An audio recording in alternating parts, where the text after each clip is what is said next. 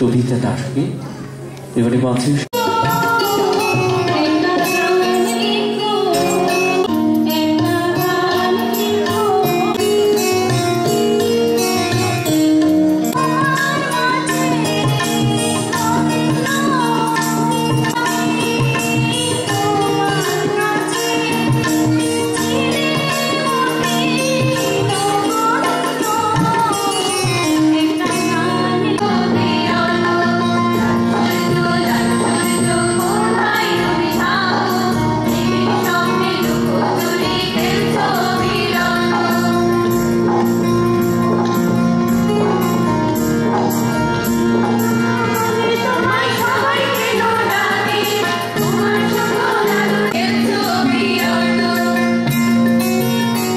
শিক্ষা কেন্দ্রে শিক্ষা দেবেন।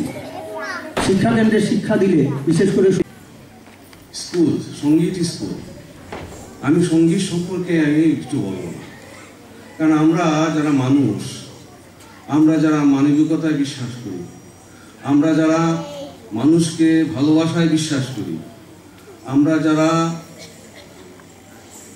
শিশুকে ভালোবাসি, ফুলকে ভালোবাসি, আমরা গানকে তার চেয়ে অনেক বেশি ভালোবাসি।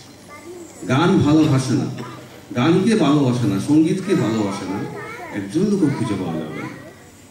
এমন একটি স্কুল যেখানে ভালোবাসার গান গাওয়া হয়, যেখানে তিল তিল করে ছাত্রছাত্রীদের ভালোবাসা শেখানো হয়, ভালোবাসায় তারা বেড়ে ওঠে, সেই শিক্ষানিকেতন, সেই স্কুল, সঙ্গীত স্কুল, সঙ্গীত শিক্ষা কেন্দ্র গীতচিত্র।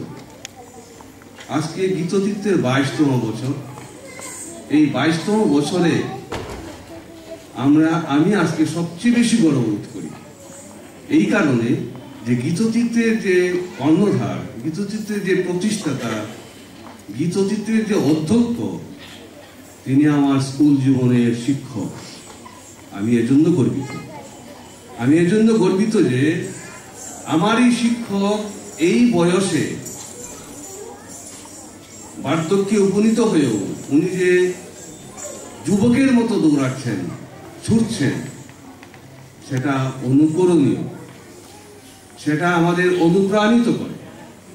আমি আজকের এই সন্ধ্যা আমি ওনাকে প্রণাম জানাই, আমি সশ্রদ্ধ অভিনন্দন জানাই এই কারণে যে আপনি আমাদের প্রেরণা, আপনি আমাদের পথ দেখাচ্ছেন।